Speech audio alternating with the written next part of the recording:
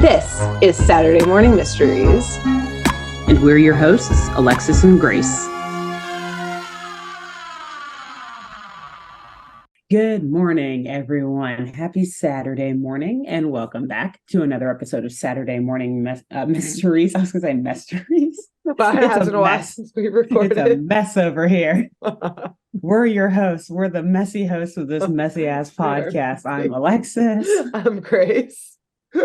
And I guess my mind is all over the place because I'm so excited about what we're about to get into for the next, 5 weeks, I think we've talked about. Yeah, it's spooky season. It's officially spooky season as of our airing of this podcast, not as of our recording, but we're very excited because every year we do a particular arc throughout the month of October, and this week also the last weekend of September. Right, it's like almost October.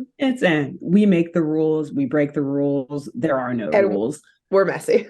We're messy. Messy rules. The rules are very messy.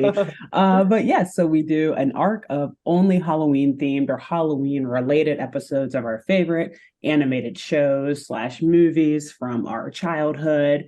And yeah, we obviously, as per usual, recap them to each other in a somewhat true crime, fictional crime fashion. So very excited to hear what episode Grace is going to do. She's up first today. And should we tell them like the structure, how it's not going to be like you, me? The structure will be a little different for these 5 weeks. Grace is going today, and then I'm going to go 2 weeks in a row, and then Grace is going to go 2 weeks in a row because she has something very, very special for the last 2 weeks of the month per our episode tracker that I saw she put on there. So so it'll be a two-parter. Again, it's messy, y'all. Things are wild. We're celebrating Halloween starting in September. We're not going back and forth every week. What even is life? What is time right now? Who knows? Don't know. It's a construct and spooky season's taken over. So just let it happen. Let it happen. But yeah, so hopefully. Get haunted, just let it happen. Listen to this podcast, just let it happen. Let it happen. Is there a ghost banging on your door right now? Let it happen. Let it happen. But hopefully, we hope that, these 5 episodes get y'all excited for, I think, what is one of our favorite holidays, probably top 2 or 3, because there's only like really 5. But only like a couple of them are good and mean anything. So, but Halloween is definitely my second favorite holiday, so I'm super stoked. What's your first favorite? Thanksgiving. Same. Yes. Nice. So this is why we have a podcast together. Exactly. And on that note, I'll hand it off to you. Thank you. So yes, today I am doing an episode from a show we covered last year. And even more specifically, an episode that ties into an episode we covered last year. Oh. So we must legally start off by saying that this is a good legally. This is I'm not a lawyer legally. Good. Okay. Even more than whisper scatting of the amazing Chans, we are coming back to the greatest theme song of all time. Oh, yay. Darkwing Duck. When there's trouble, just call DW. Darkwing Duck. Yes. So let's get dangerous. And today, we're getting dangerous. Baby. Amazing. Love it. As today, we are doing a Halloween episode that has mainly, I think it's a Halloween episode because it has lots of nods to horror movies and horror movie tropes in this episode. And it's entitled Night of the Living Spud. Oh, wait a minute.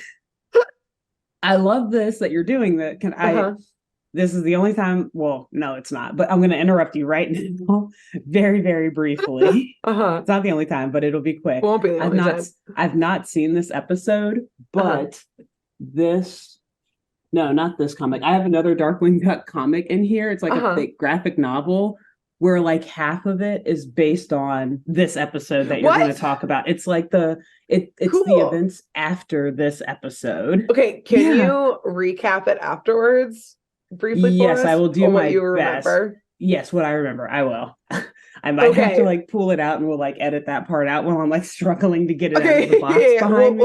But we'll brief yes, cut so you can browse briefly too, because I'm just now yes. very curious based on what happens in this episode. Like, Yeah, there's a continuation what apparently via graphic novel. amazing and Yes. fitting.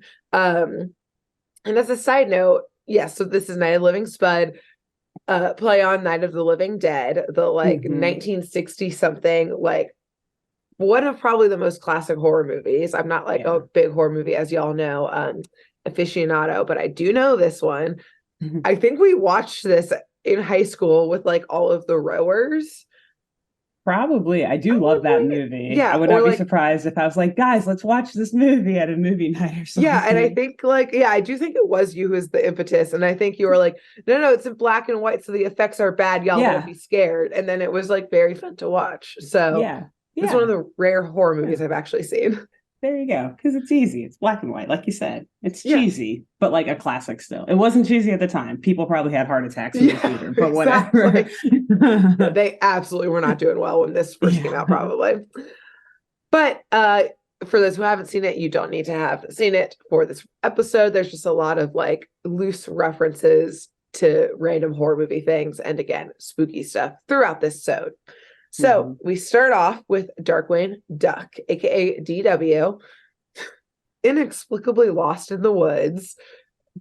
No context as to why he's in there, but he's lost for some reason, and he stumbles out into a Boy Scout camp where there are a couple kids sitting around a campfire telling scary stories, specifically about a hulking beast named Big Webfoot, aka Bigfoot. Bigfoot for like duck version. Yeah, the duck Yeah. version. Because this episode has everything: ghost stories, cryptids, zombies, vampires, Frankenstein monsters, Oh my and goodness.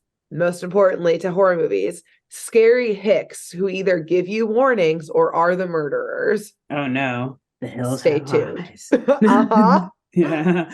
Buckle up. The jury is still out on which one of them these Like hicks all are. of them. Yeah. So understandably, when DW comes out of the woods, the Boy Scouts are at first freaked out until they realize, quote, he's just some jerk in a costume. And then they absolutely start bullying DW because he's in his like Darkwing Duck fit. And so they're just making fun of his like Halloween costume that he thinks he's wearing. They think he's wearing. It is sad for a second, but then also like he's an adult who just stumbled onto Boy Scout camp. Yeah, he deserves to be bullied. You're like, gonna these get kids roasted. are protecting themselves. Exactly. Get out of here, you dork. Yeah, get out of here, nerd. And this, of course, instead of being the mature adult, it riles DW up, and he wants to seem tough and show off to the boys who they think he's lame. So he's like, no, I'm not, I'm cool. So he sits them down to tell them the real horror ghost story involving Big Webfoot that happened right there where they are tonight. So we launch into now our full episode as we go back in time to a tale of when DW faced the Night of the Living Spud. And we cut to right away our friend, our enemy, our villain's badass greenhouse home, Bushroot. Okay. Yes. So if you want, pause here real quick, jump back to our first Darkwing Duck episode. Very first. Yeah. I think it was the first villain. And it's hilarious because it's like the third or like fifth episode of the first season. So they came back to Bushroot when it was like fresh in the viewers' minds. Yeah. So if you haven't listened to that episode, go listen to it and come back. Or as a quick reminder, Bushroot was a very vengeful nerd, speaking of nerds, who admittedly was like horribly bullied and who went through like some scientific experimentation to impress a lady, accidentally turned himself into like a plant human who's kind of like poison ivy and control the plants around him. And then he like definitely murdered his bullies. He hates DW. He absolutely like kidnapped a woman to try and Frankenstein her into a plant to be his wife. hates DW because DW thwarted this effort and literally mowed him down in the process. Literally and only mowed. yes, it only Lawnmower. has grown more unhinged as time went on. And that's Bushroot. I think that's all from his first episode. Yeah. But basically this whole like what a wild ride. A wild ride. The whole he turned to a plant thing has really impacted his brain chemistry. He's not doing great. So since I guess regrowing from being mowed over and mowed down last time, I guess he regrew. Also probably impacted his brain chemistry. It's like a couple concussions and brain damage for sure to that frontal lobe at the very least. But since then, I guess Bushroot has been like sitting around at home, both making like plant servants to do his bidding, but also he's decided, I will say, I'll give him credit, he's learned from last time about kidnapping humans and trying to make them into plants.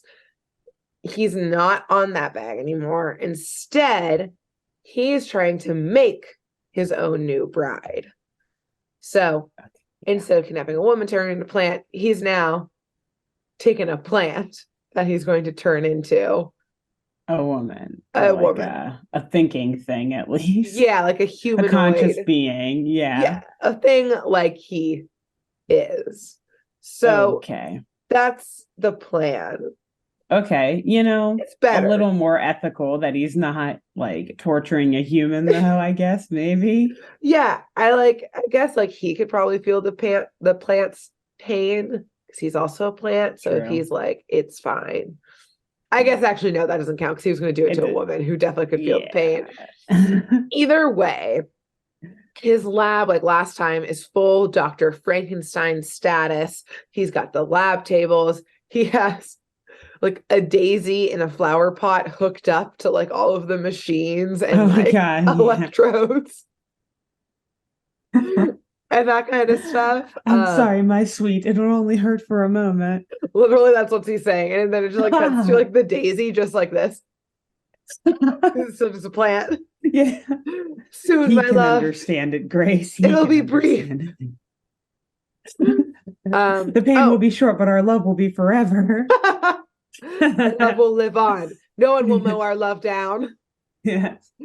And I guess as also for those who maybe don't remember that first episode, Bushroot is like a walking like flower stem with legs and arms, a duckbill and eyes, and then like a weird flowering purple head. So for y'all's visual to remind yourselves. If you can't imagine. I guess if you're watching the video, thank God you get a picture of him on the screen, but another plug to check out our YouTube page. Exactly. And it is truly as wild as I just described how this man looks. This man plant appears. So yes, Bushroot, like you actually did just say, is like, it'll be over so soon, my sweet. And I will say he's also like imagining her. You see like the little like thought bubble. He's like imagining her as his like duck bride, as like a total hottie, like, which I guess daisies would be a total hottie in the plant world, is like the indication they're like the it girl type of thing. They're beautiful, they're prim and proper, etc., etc. So Bushroot is yelling at one of his plant assistant servants, his Igor perhaps, to get the final chemical to begin the transformation process. And now, folks, a little piece of advice here for when we're all Frankensteining eventually. When we've all lost partner our minds for ourselves. Exactly. Don't give away your most important task to a servant who you made in a lab that never asked to be born and probably doesn't have a brain. Because the plant servant thing just drops the original chemical when he goes to get it. And not wanting to fess up, he pulls a Kronk from our favorite movie on this podcast, and First New Crew, and just grabs another one. Oh gosh! No questions asked. Not looking at another the label. Chemical or whatever, like another chemical. This doesn't is look at not the the same color, but this is also fold liquid up to see if it's a llama or the skull. What Kronk doesn't do. Yes. Oh no. And thus he doesn't learn, doesn't see, and Bushroot blindly trusting this brainless plant, just trusts it and pours it onto the plant that he thinks again is about to become this haughty plant lady wife. And it starts growing and warping. And naturally, Bushroot is screaming, "She's alive! Alive, yes. I tell you!" But instead of the plant haughty, like he thinks it's going to be, the plant keeps growing and keeps getting bigger and taller and wider. And the green stem of this daisy starts becoming harder and sprouting in every direction. And still standing in front of him, what I can only describe is if a giant potato went on a bender in Vegas and lost all their money on the strip. What does that even mean? It's funny though, because I know what you mean based on the comic. But like, what the hell? What are these animators doing? I think one of the animators went on a bender in Vegas and lost all their money on the strip, and they were like, I feel like this potato. Speaking of potato, I feel like this potato. Honestly, some days the same. We all be feeling like this potato sometimes. Who amongst us does not feel like a potato once again? Exactly. We out here feeling like potatoes, messy potatoes. So yes, it's like this enormous potato where the roots are her like legs. She's got like dragging long arms like a gorilla or something. Her body, yes, is literally just a giant potato. Her hair is like more roots sticking out. And in just like the middle of this potato body, a la like Mr. Potato Head, is just her eyes and mouth. But like, this girl's looking rough. She did not ask to be just born. Woke up, Grace. What was that? She just woke up. Okay. And she did not ask to be awoken from her potato slumber in any way, shape, or form. Oh no. She's got bags under her eyes. Ooh. The eyelashes are like missing a couple. It's not cute. And it turns out that the chemical that the assistant, we'll call him Kronk, passed was potato starch. And so no. That's how she became a daisy to a potato human. Everything else was hooked up to work to make her into a humanoid plant, but it was like the chemical daisy. X. Yes, but like did not give her superpowers, turned her into a potato. Quite the opposite. A daisy to a potato human. I feel like there's like that's kind of poetic in a way. Like the ugly duckling story, but reverse. Yeah. Wait, this is like kind of random, but also what do these little plant assistants look like? Oh, like his Igor / Kronk, because in my mind I'm imagining literally just like a potted plant, like it. So it does have like a stem body, like Bushroot does, but I think this one is like a Venus flytrap like head. Oh, okay. But it's not like full human. Like it doesn't have eyes, which how are you going to send something to get some chemicals that doesn't have eyes? So many mistakes were made on Bushroot's part here. Yeah, he like didn't want them full humanoid just in case they would think for themselves. So just kept them like made them like larger, more mobile plants. Okay. I'm like trying to think if he has a little lab coat on or not. Oh, we'll say he does because it's cute. If he does. Yeah. And then he's like womp womp when he messes up the chemical. Yeah. Say he does. He's pretty precious. And like I guess, he's just a plant who doesn't have eyes. So he got potato starch. He just felt around for another. I don't another vial. I don't blame him for mixing them up. Like you said, he doesn't friggin' have eyes. The only thing he knows is how to catch bugs, flies, and shit. Exactly. So he's like, I don't know what a vial even is. Who knows if he even dropped the correct one to begin with? He couldn't see. He just dropped one and grabbed another one. It was the correct one's still sitting on the shelf for all we know. For all we know. For the next Daisy hottie, at least, to have. So after Bushroot's initial shock of the fact that there is now a giant potato in front of him, which is also extra shock because she starts growling at him and grunting, and she has very, very, very, very sharp teeth. Bushroot realizes, you know what? beggars can't be choosers. We can make this work, honey. He immediately proposes. It's what's inside. He gets down on one plant knee and proposes to Posy, which is what he's named this potato. Okay. And she growls in response, and problematically, he assumes this is a yes. Oof. He can communicate with plants. He probably knew it. You know what? Yeah, we're gonna go with that. We'll say there's a lot of bad things going on here, so let's just imagine this one thing goes right. But he can understand them. Yes. But you know what? Again, Bushroot, back in his human form, he had it rough. He was bullied. The ladies didn't talk to him. All he wants is love. He's not kidnapping a human anymore. Yeah. He Frankenstein monstered this plant. And you know what? He's most of all desperate. So he accepts this. He's not just going to throw her off into the world. He's like, you know what? She's here. That's the first step of finding love. Who's there? Who's just physically present in your life? You're right. It's her. Is she living and breathing? Yeah. Okay. And she's here. And she's in this room. What more do I need? All right.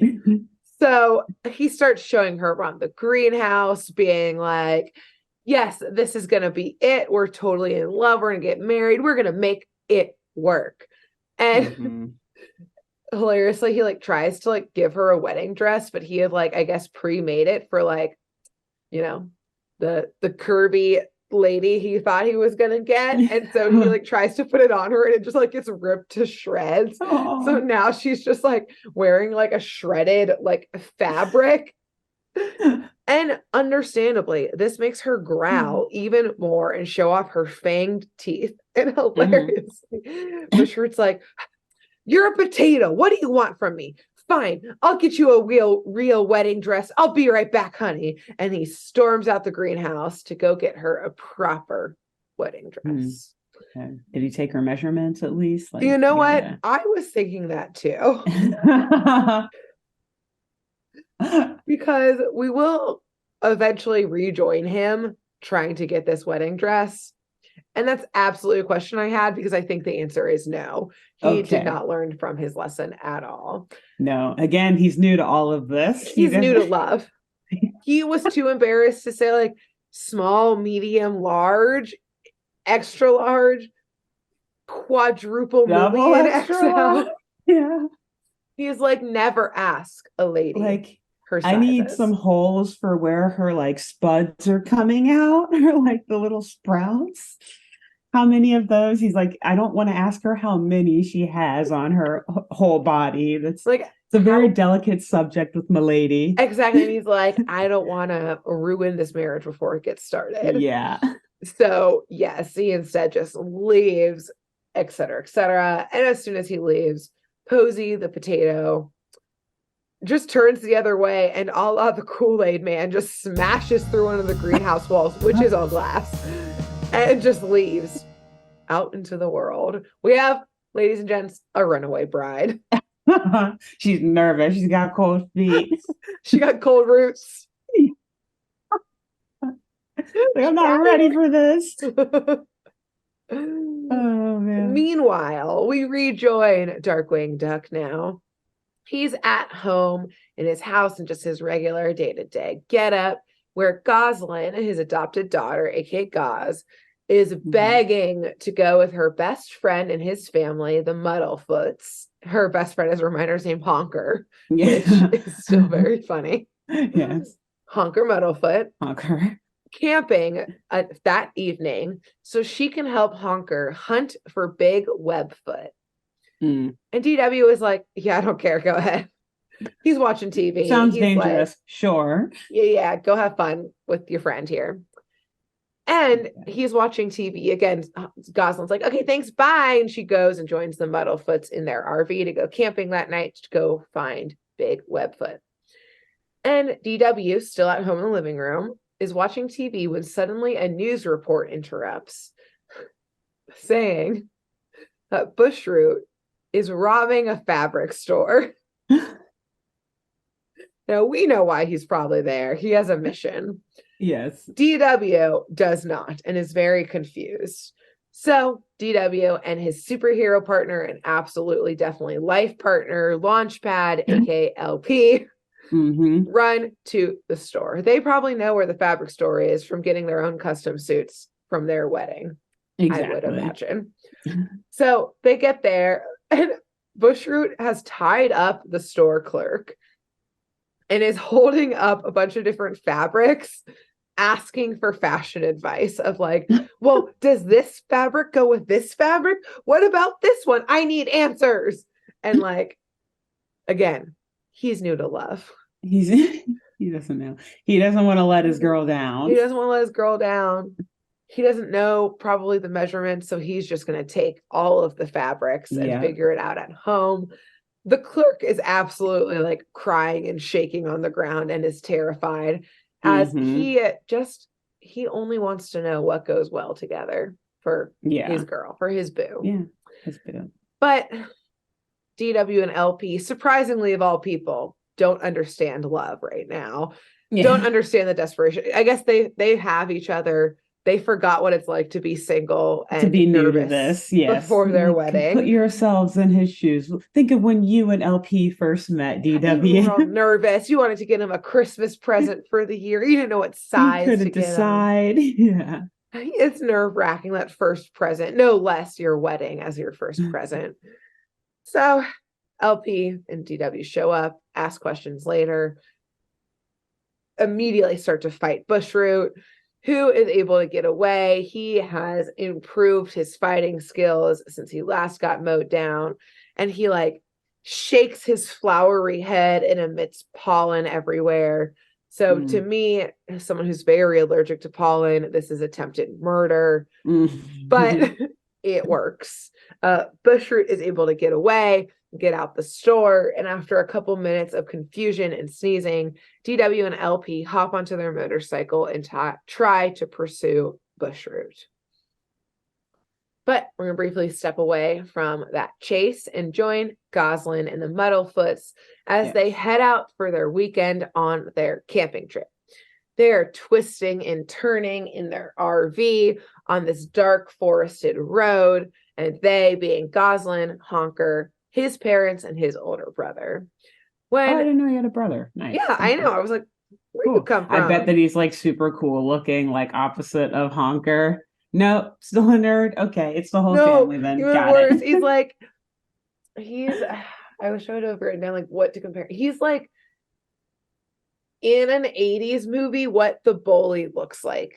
Like the bully who's like neglected by his parents, who he absolutely is. He's got like a weird like shag bowl cut. He's got like a weird like vest on. He looks like, and like specifically the bully who like is dumb. Like, he's like the goon. He's like the goon of the bully. Gotcha. Is the vibe here. So oh God. Yeah. He definitely bullies Honker, family, which is very sad. Yeah. And is also like Honker for sure neglected by his parents, as we will see in this episode. Okay. Another horror movie trope, the neglectful parents. Bad parents. Yeah. So yes, they're twisting and turning through this dark forest, and the RV starts making some like iffy noises, and of course breaks down in the middle of the woods in the dark, a la probably like the start of like 62% of horror movies. But the Muddlefoots 62, sorry, it's just such but you're probably right. You know what, I didn't look it up. Yeah, Grace actually ran the numbers on that. That's when she got such a specific number. I did an entire poll of horror movie directors. I watched many of them, just the stars, though. I don't want to watch more than that. Yeah. Because again, I'm scared of them, et cetera, et cetera. I did on the street interviews. I have a paper coming out actually in Scientific Grace is like Journal. Chasing people down. Excuse me. A horror movie of itself being chased down by someone with a microphone. Slams the door. Right. Yeah. But the Muddlefoots don't give a fuck. They're not bothered by this. They're just like, well, I guess we're camping here now. And they're able to kind of like push the RV slightly off the main road at the very least into a clearing of the woods. And for the parents here, camping means pulling a couch out from the RV and having a movie night because they also have a TV that they have. Okay. So they're just having roughing a movie night it in the woods, I guess. But for Goslin and Honker, it means getting a net and setting off into the woods to find Big Webfoot. They're going to hunt this creature down. Yeah, the parents don't care. They're like, yeah, we don't know where we are in the TV's woods. on. I'm watching my stories. Quiet. Judge Judy's on. Go ahead. What is it? General Hospital on. Is on. Oh, that George Days Clooney. of Our Lives. Days of Our Lives. Which are about to end. Oh, really? No. I mean, their lives are. Oh, I thought you like the shows that have been on for like 50 years. I was like, what? First of all, they're still on, and also breaking news. Why would they ever end? Anyways, that would have been a horror in and of itself. That would have been. We all would those have people had to pause watching their for stories. A moment of silence. Yeah. Pour one out for them. So, yes, they head off into these dark, strange woods. Again, they don't know where they are. The RV just broke down. They could be fucking anywhere. Yeah. To go find Big Webfoot. And for Honker's older brother, this means trying to spook and scare Goslin and Honker as they hunt down Big Webfoot. And his method to freak them out is to don like some big like cloak-esque thing and put on, I think, probably his like dad's shoes to make fake footprints for them to follow so that he can then jump out of the woods and scare them and freak them out. So he's creeping around, laughing to himself. Again, he's the dumb bully goon. He's really dumb. So I did not know Big Webfoot wore shoes, but okay. Yeah, exactly. Like, all right. Again, he's the goon squad of the bullies here. He's the muscle, perhaps, not the brains of this operation. Got it. There we go. So he's creeping around, making these fake footprints, which again, are just shoes. Until he hears some rustling in the bushes. And he starts to creep up closer, assuming this is Goslin and Honker, to like jump and scare them. Which, why would they be hanging out in the bushes? Unclear. Maybe they're creeping around too. Yeah. When, all of a sudden, our dear potato bride, Posey, leaps out from the bushes. Again, she's huge. She's like the size of this RV. And uses her root arm things to sprout out and grab him and then bring him into the bushes while he screams. And then we cut away. Okay, well. And now the horrors begin. Yes. It was nice knowing you, Brother Muddlefoot. I didn't even catch his name. Whatever. Bye. Yeah, I literally didn't even bother to write it down. He's too dumb. No one cares. Yeah, he's a goner. So we cut back to the Muddlefoot parents sitting on their couch watching TV. And I will say we do see the brother reappear. Oh. We see him slowly walk over, kind of dragging his feet. He's drooling slightly. His eyes are just like red spirals.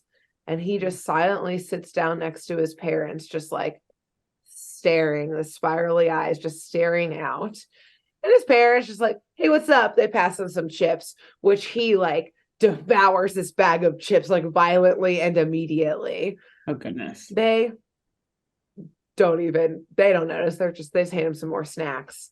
But their movie, they have to be watching some vampire movie, gets interrupted by a news bulletin saying, there is a vampire loose in town. I know, it is a wild evening to be alive right now. What is happening? Okay, St. Canard is...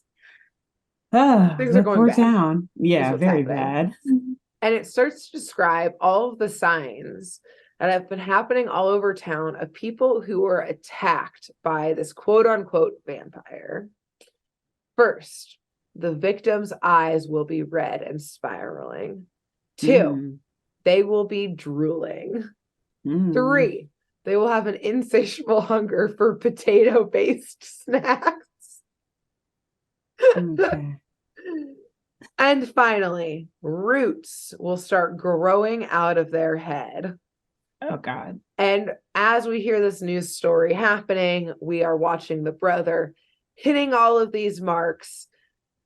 Again, as he's tearing apart another bag of chips, potato chips, perhaps. Mm-hmm. And roots start sprouting from his skull, growing rapidly. And his parents finally notice, not because they're paying attention to his son, but because Posey, the apparently vampire potato, leaps out of the darkness and starts running at the Metalfoot parents. Oh my God. Oh my God. So I think the term vampire here is just like very loosely used. It is loose. To be like, yeah, it's a Halloween episode. She's a vampire now. So yeah, she's got sharp teeth. Yeah. Exactly. They gave her sharp teeth. She's biting people, I guess, and turning them into like zombies, because later they do say people turn into zombies. So like it's a confusing web. Vampires are undead. It's like a but like you said, they're all undead. They're throwing all the Halloween buzzwords in here. Exactly. That's really, and you know what? Really what they're doing. This clickbait worked on me. I clicked it and watched it. It popped up in the algorithm for me. And I said, it worked. Yes, please. And so, yes, the parents start screaming. And from the woods, Honker and Goslin hear the parents screaming and dash back to camp thinking Big Webfoot is attacking them. And unfortunately, Posey immediately grabs Lil Honker from the ground. Oh, no. And everything goes dark. Oh. And we cut away. Okay. So we're back with DW and LP, who were speeding through town to try and track down Bushroot and into the countryside, trying to trail him, who, once he hit the forest, was able to get away because he can control plants and shit. Mm-hmm. And unfortunately, out in the middle of these woods, DW and LP crashed their bike during this chase, and now they're stranded on the side of the road. But instead of just like accepting their fate like the Muddlefoots did for the night, being like, well, I guess we live here now. DW and LP decide to try and hitch a ride deeper into the woods to pick up on Bushroot's trail. And soon, along this country road highway type thing, a big semi-truck pulls over and walks out walks a weasel in some overalls. He's got overalls on. He's got this huge torn up straw hat, a piece of hay hanging out his mouth, and these bright yellow eyes. He takes one look at DW and LP and goes, "You okay, city boys?" and spits on the ground. Oh no. Do we trust him? No. Will he murder them? Sounds very deliverance-y. You sure got a pretty mouth. You sure got a pretty mouth. He's got like Deliverance. He's got Texas Chainsaw Massacre. He'll have eyes. Yeah. All of the above packed into one weasel right now. Into one weasel. Never trust a weasel. Never trust a weasel, especially not this weasel, because he gets crazier. Yeah, no. So they pile into the car because they're like, well, I guess we need this ride. And they're sharing like the front seat with them, and they hit the road. And as soon as he starts driving, he locks the doors and looks at DW and LP. That's their couple name. Launch Wing. Yeah, better than Dark Pad. That's good. Launch Wing for sure. It's their like People magazine couple's name. Oh my God, Launchwing was seen at the bridal shop. Are they getting married again? Never seen again after entering Country Road. Yeah. Last seen entering a semi-truck, never to be seen again. Never seen again. So, yes, the doors are locked. All of a sudden, this weasel looks at them and goes, "I got here frozen aliens in the back of my truck." What? Unprompted. DW is like, "Excuse me." Launchpad is like, are you for real?" And the weasel just smiles and goes, yeah, it's governance stuff. Things you ain't supposed to know about. Before he can go any further, DW just nervously laughs and says, I think we've reached our destination. You can just let us out. Sir, can we get out, please? We're good. We can get out right here. We meant to go to this tree in the woods in the dark still. Thank you so much. That's the one. That's the one that we need. That's our treat. We've been looking for it, and we're here now. Why do you just drive past the tree? Please turn around. Okay, this tree will do too.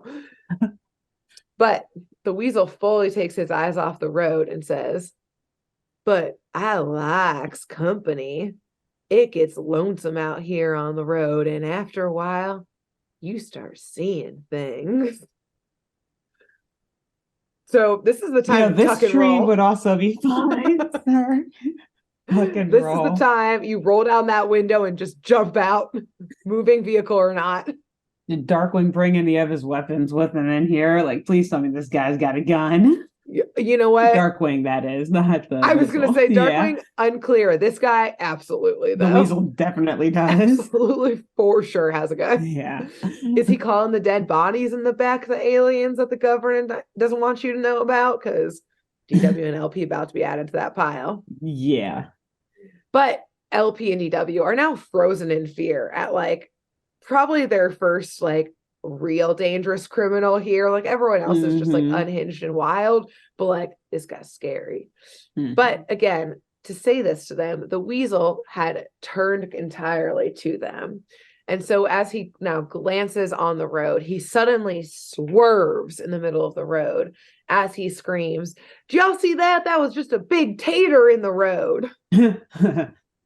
At this point, DW is like, okay, this guy is just absolutely lost his mind and is unhinged. Yeah.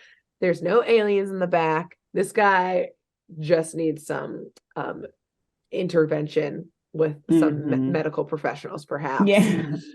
Because he was like, a potato? Sure, weasel, whatever you say. But the weasel goes on and says, yeah, it was a russet potato. Now, red taters you can reason with, but russets, wow, they're just plain mean. And DW is rolling his eyes, but LP is properly freaked out at this point and says, well, what are we supposed to do if we run into one? And the weasel goes into this whole diatribe saying, well, you got first say tater backwards while shaking the pollen off of a Lycium Nicantropus plant. And that's how you defeat a russet tater.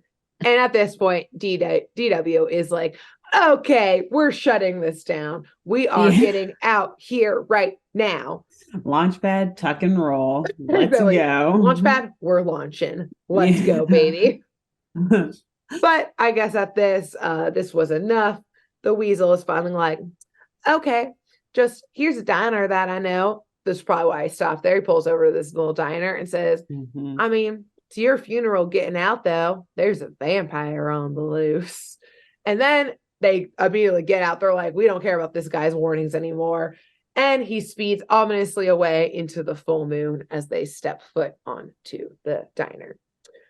Okay. And they dust themselves off from that weird-ass encounter. They're just going to forget it happened. They're like, we're just happy to be alive. Yeah, they're like, not assaulted in any way. We're never going to talk about this again, okay? No. Okay. Yeah. Done. And they stroll into the diner to, see if anyone has seen a bushroot around. And as they walk in, there's a group of 3, specifically dogs, that I had to know because they're just dog people, at the counter, also all in overalls, having a drink, shaking their heads, saying, now, if I saw this vampire on the loose, this is how I would stab him straight in the heart with a stake right here. And they're all one by one describing how they would murder the vampire if they ran into it. Okay. Now, keep in mind here that DW is dressed fully in this very flamboyant, dramatic costume that his day-to-day superhero costume is. Yeah. So as he clears his throat and walks in, and says, "Excuse me." The three dogs turn around to see what they immediately assume is the vampire. Yeah. It's like a long cape and cloak. Yeah. Big hat, dark outfit, flowing cloak. Because DW is also entering with his flair of like, I am the something that's something in the night. I am Darkwing. Duck. Not the time for a grand entrance, DW. No. Because before he has time to further go on at all, these three dogs have fully tackled him. Two of them are holding him down, while the third is standing over him with a stake and a sledgehammer, lining it up with DW's heart. My God. Now, LP is useless here. I was going to ask, where's LP? Is he also being held down? No. He just got done pie. with one trauma of this weasel, and now he's about to watch his love be murdered. He is frozen in fear right now. It is just too much for his faint little heart to handle. And it's only by pure chance and luck that Goslin, who had run away when Honker got taken by the Posey, the potato vampire thing, and she ran away to try and run home and find DW and had to run by this diner, that she sees, obviously, her dad about to get murdered. And so she runs into the diner screaming and telling them to stop. And they do pause because there's a child screaming. They do look up to see what she needs. What's going on? Yeah. And she's screaming that this is not the vampire. They don't believe her. And so, stake still above the heart, they negotiate a series of tests to see whether or not he's a vampire. But like, none of these are vampire tests. Like, one of them, they all just progressively get like more aggressive and totally random and keep proving that DW is a vampire. So like, for example, one of them is like, well, I heard vampires don't bounce. And so they push him off of a tree and he like just splats onto the ground and doesn't bounce. So he's a vampire. He's gotta be a vampire. And Goslin is like, this is going bad. This is going bad. Like, these people are so stupid. These dogs are so stupid. These dogs are so stupid. Oh God, they're all proving that dad is a vampire. Okay, what can I come up with? But keep in mind here, folks, Goslin is also a child. So I think she's panicking. We're reflecting on my last Darkwing Duck Halloween episode, thinking of our dear friend and her dear friend, Beelzebub, because she says, vampires don't burn. And the dogs say, God. Oh, my dad will definitely burn. Vampires can't, though. Vampires don't burn. And so they say, that's right. And they get out a lighter to set DW on fire. Oh, my God. But luckily, DW and LP, one of them somehow mention that like they somehow bring up the weasel in the semi-truck that like brought them here, of like, we should have stayed with him or something like that. And all of a sudden the dogs go, oh, Dwayne. Oh, we know Dwayne. He's our buddy. You all good, city boys. Dwayne. He didn't seem like a Dwayne to me. Yeah, but he is. So they know Dwayne. Oh yeah, you guys are fine. You're not the vampire then. Oh my God. So the weasel saved the day. They let them go. What a plot twist. Yeah, otherwise DW is about to be burnt at the stake right here, right now. Oh my God. So yes, they let him go, and Goslin goes, okay, great, thank God. So yeah, there is a vampire though, Dad, and I know where it is. It's also an evil potato. Trust me. DW is like, what is wrong with people tonight? Like, why has everyone lost their marbles? But Goslin is like, Dad, no, I promise. Like, something's really wrong. And so she's like dragging him back to the Muddlefoot's camp where she had fled. And LP is kind of lagging behind them because, again, Goslin's like hurrying DW along. Yeah. So DW and Goslin don't notice as they go further into the woods that a potato, Posey, our dear vampire potato, leaps out from the bushes and grabs LP. Ooh. But by the time they arrive back to camp, LP is with them again, so they didn't even notice that he was gone. But they also don't notice his red swirling eyes, his drool, his hunger for some potato chips and other potato-based snacks, like maybe some fries from the diner and some roots grown out of his head. And at camp, all 4 of the Muddlefoots are staring at the scariest type of TV, aka a static TV. Oh. All just drooling. Is there a child about to crawl out of it? We're not sure. Probably. Probs, at least a potato. Yeah, a potato. Most likely. And there are now roots sticking out of their heads in every direction. DW, again, who has just been gaslighting everyone this whole episode, is like, I mean, I never really liked the Muddlefoots. They're kind of weird. So, like, I don't know, maybe this is what they do when they go camping. And Goslin fucking snaps. She's like, they're weird right now because they're zombies, Dad. And DW is about to shrug her off again and explain that there's no zombies. There's no vampire here. When Posey the potato does jump out from the bushes and snatches DW up from the ground. And so suddenly he's like, oh, yeah, okay, I believe you guys. Okay, there's a vampire potato. You're right, Goslin. Yeah, Goslin, point to you. Correct. Yeah. Good observation, girl. Well done. Well done. Please save me. Yes. Yeah, please help. He does indeed yell at her to run into the RV to like go find a weapon. I like can't remember if in my notes that like he says or she says or I just wrote this in that like one of them is like, go get a shotgun from the RV because like they're about to shoot down this potato. My money is that Goslin said that. Let me go get a shotgun from the RV. This little, what is she, like 10 or something? Yeah, exactly. I mean, like the first thing she does bring out, there's no shotgun. The Muddlefoots don't play like that. But the first thing she does bring out, hilariously, is a potato peeler to be like, I'm gonna fuck this potato up. That's a threat. Okay. It's a threat. Right. So you're right. She's thinking. And of course, the Muddlefoots have a potato peeler on there. Exactly, in the RV. They're having hash browns for breakfast. Yep. And so all of this commotion has let Bushroot know that this is where his vampire potato bride has gone to. And so he runs onto the scene, but he happens to approach the camp from kind of like behind the scene. So all he sees is the back of Posey holding DW, kind of like the outline, like close and in front of her face because she's about to bite him.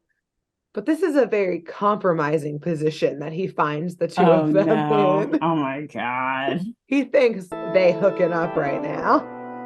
And so Bushroot screams, my greatest love and worst enemy, how could you?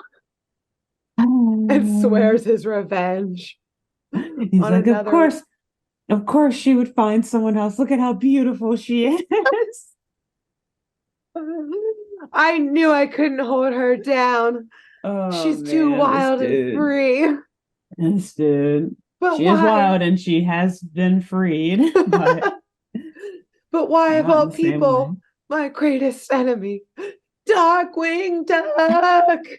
He like sings it. I did notice as I said it, I just couldn't help but sing it. I didn't mean to. Yeah. But I was too late. After the dark came out, it was too late to stop. Kept going. You had to keep it going. So again, another love plot foiled by Darkwing Duck. Another heartbreak caused by Darkwing Duck.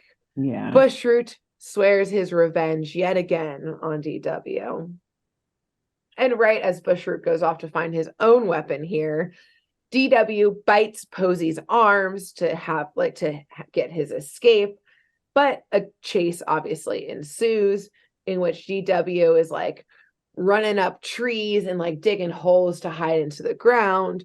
But Posey, part of her villain vampire power things, monster powers, is that she can grow more root arms immediately out of every side of her, and they can grow exponentially. So she's turning into basically like the Kraken, essentially. A potato kraken. Yeah. just like whipping her arms around in every direction. Like DW goes up a tree, she smacks him out of it. He tries to go underground, she shoots a root underneath. Meanwhile, Bushroot somehow has acquired a lawnmower, which maybe was his getaway car. I don't know. From the fabric store. Let's just say that's how he got it. Okay.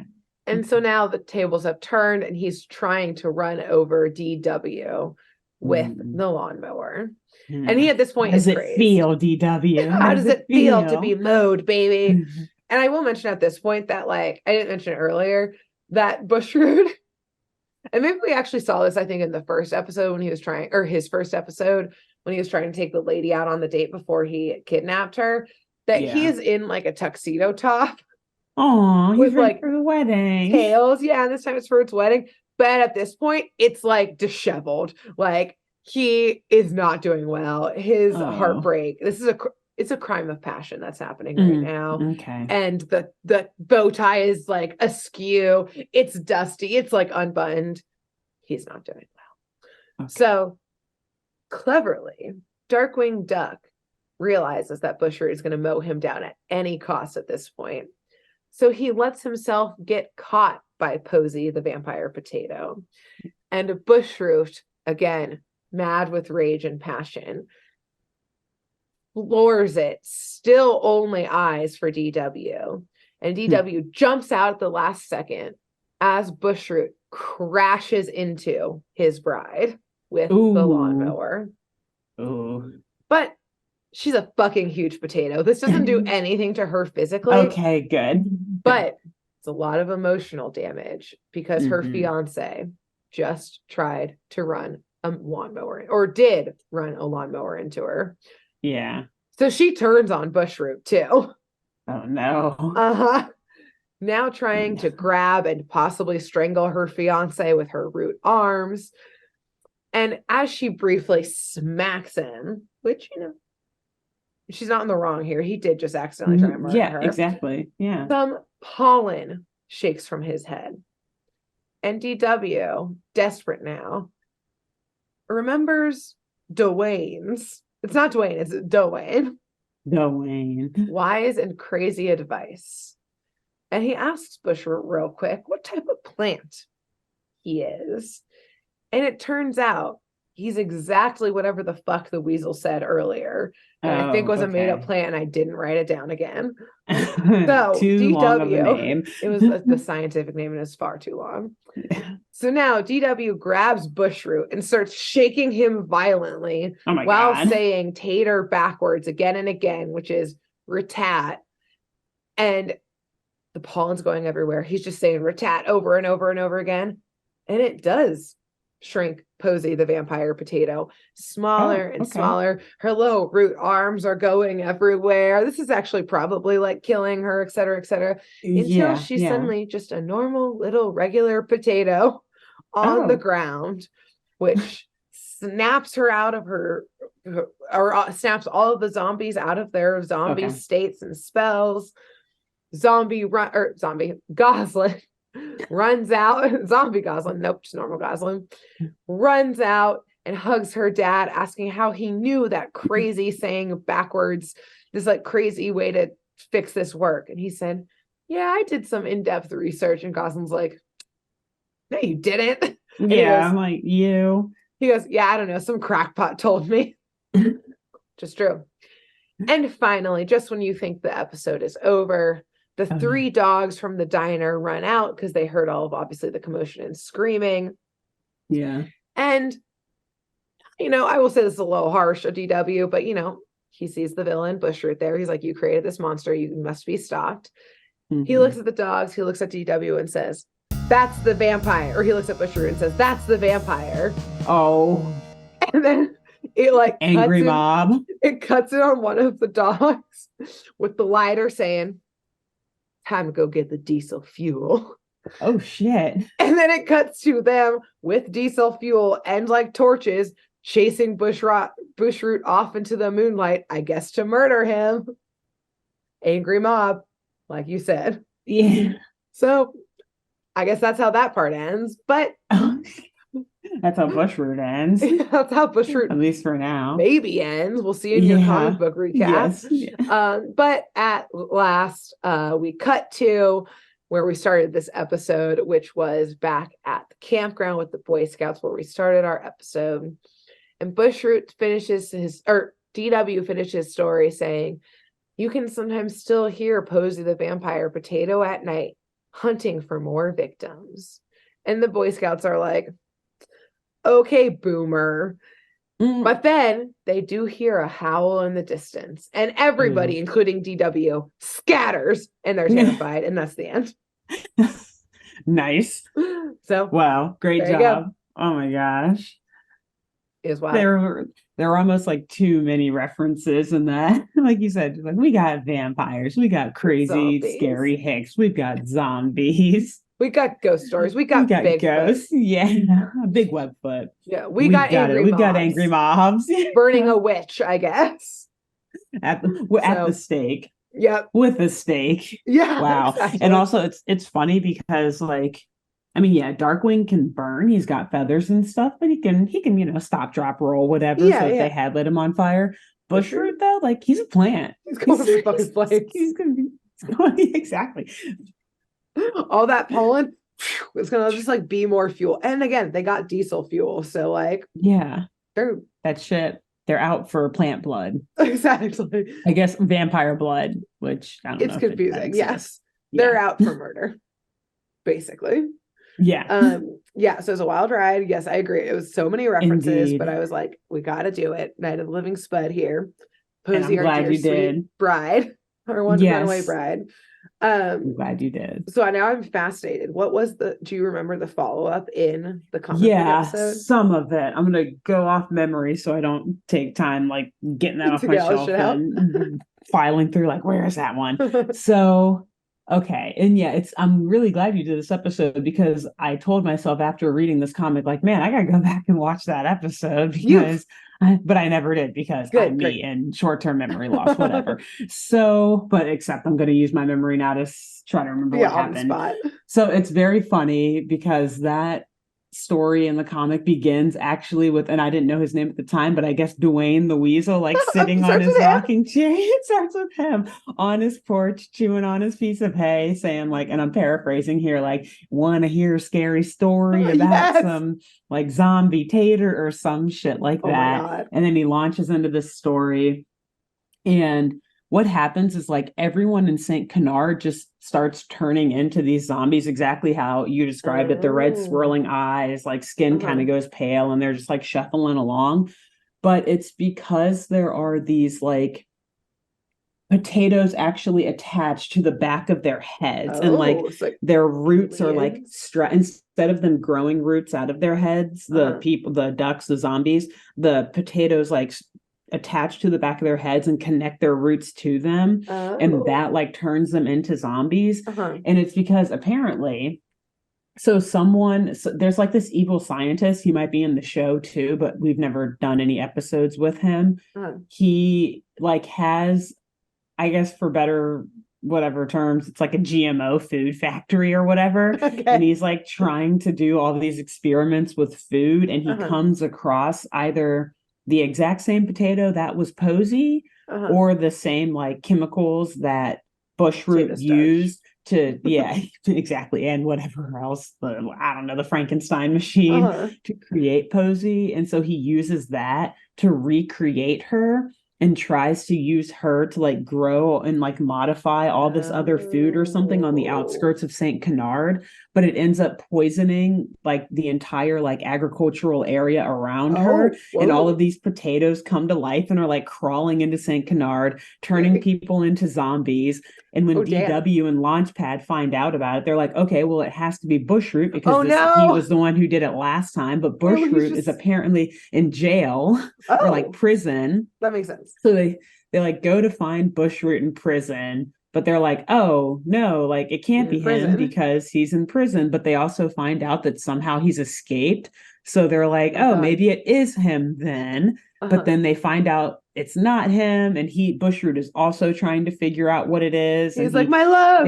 Exactly. She's come back to me. They actually team up with him to track her down because he can like use his like plant powers or whatever to find her. Wow. And that literally is like kind of what he says. He's like, my love, she's in so much pain. I can feel her pain. She's being tortured in there. And so they like try to save her. The whole town's like potato zombified. Wow, holy shit. And yeah, that's the gist of what I remember, but it really is like the evil scientist who's behind it all. And eventually, this comic is crazy because it turns out that one of the funders of this evil scientist plot is actually Steelbeak, by the way. Yes, he's always the big money funder, baby. Exactly. He like hands the dude a suitcase with just like money. And then when like all this news comes out about like the zombie outbreak being linked to this scientist factory, Steelbeak, he literally like helicopters in, tells the scientist like, yeah, I'm going to cut loose from this because this is getting too messy. This is all going to come back to me. I'm selling this, pretty much what he says. Like, I'm selling all my stocks, all my shares in this. And then he hightails out of there. Oh my God. Essentially bankrupting the scientist who then tries to like flee town or something. It's crazy. That is like, again, every cartoon, it all comes back to capitalism. The eco terror happening on that one with the ag and GMOs. Steelbeak being a financier of course. Then, like, he is the one who truly brings down the villain in the end because he's like, yeah, I'm pulling my money from this operation, and the dude goes crazy and the like has to run. Leaving. Yeah, exactly. Oh my God! Wow. Yeah, holy I'm gonna have to flip through that one again, and we'll recap on that maybe another day. But that's so funny that you did that episode. That is incredible. Yeah, is Bushroot reunited with Posey at the end? He is, but they eventually have to kill her again because as long as she's alive, like these potato spuds that are zombifying people, yeah, exactly, like are gonna continue to zombify people. Damn. And so that becomes a point of contention between like Bushroot and DW and LP, who like they were working together, and then when Bushroot realizes, no, you got to kill her. Oh, and that's actually, man, it's all coming back to me now. That's like part of it. The whole like the pulling on the heartstrings of it, and how we're joking about Bushroot being like, it's only a little pain for now, my love, and then we'll live on forever. DW tells Bushroot, like, look at how much pain she's in. As long as she's alive, she will be in pain. Can't you feel that? And Bushroot's like, you're right. I hear her. She's in pain. He's like, I have to let her go. I have to kill her because I love her. And so oh my God, that's what he does. And then I'm pretty sure they put Bushroot back in prison afterwards, even though he saves the day. Because in my mind, I'm flipping through it like, oh, maybe they'll like let Bushroot go and be himself for a little bit. And like they'll wait until the next time. Yeah, but like they'll wait till then to lock him up. Like he did just help save the world. He did just have to kill the love of his life to do that. Like shave a couple years off that sentence. Exactly. Good no, they lock him right back. I guess he did escape though originally, so that added more years. And then he did something good, so it took those years off. So now he's just breaking even. It's like, okay, we're back to your normal sentence. Yes. Yeah. Get back in there. Yeah. Wow. So, what an incredible addition. Thing. Yes. To the part 2, the continuation of the story. Wow. Incredible. So, anyways, there's that. Wow. Great. Well, but great job. Thank you. Good way to get us kicked off with some of the greatest horror movie name drops going on in there. Exactly. Starting the month off right. Yeah. I really wish that Dwayne appeared in more stuff, but yeah, it's okay. We're gonna have to. It'll do for now. We'll act like he does. He'll be the unofficial official narrator. Exactly. Our DW episodes. In my heart, he is. He is. Yes. So yes, this is now our kickoff of our Halloween arc, and between now and next week, where Alexis will be doing her first Halloween episode, who should our listeners and viewers tell about this show? Tell a potato farmer. Nice. Yeah. Mm-hmm. Good. Maybe someone in Idaho, something like that. Although I think they grow more places than that, but Idaho is the prime area for them in the States. So true. Who should they tell? After that, I think you should tell a waiter or waitress at a diner. Okay. Preferably a countryside diner. So like, get out, go see your local nature and stuff, and stop by a local diner on the way back and tell them. Nice. Yeah. Wonderful. Don't hop into any semi trucks on the way there, though. Not. No hitchhiking. Nope. Make sure you're full of gas and your car is in good health when you're going out there. Indeed. Yes. Great. Wonderful. Well, until next week. Bye. Bye.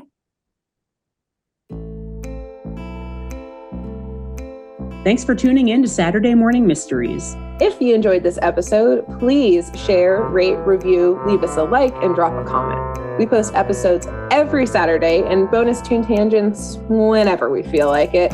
So please subscribe so you don't miss the shenanigans. And if you want to follow us on YouTube, click the bell under the YouTube subscribe button to receive notifications when new videos are posted.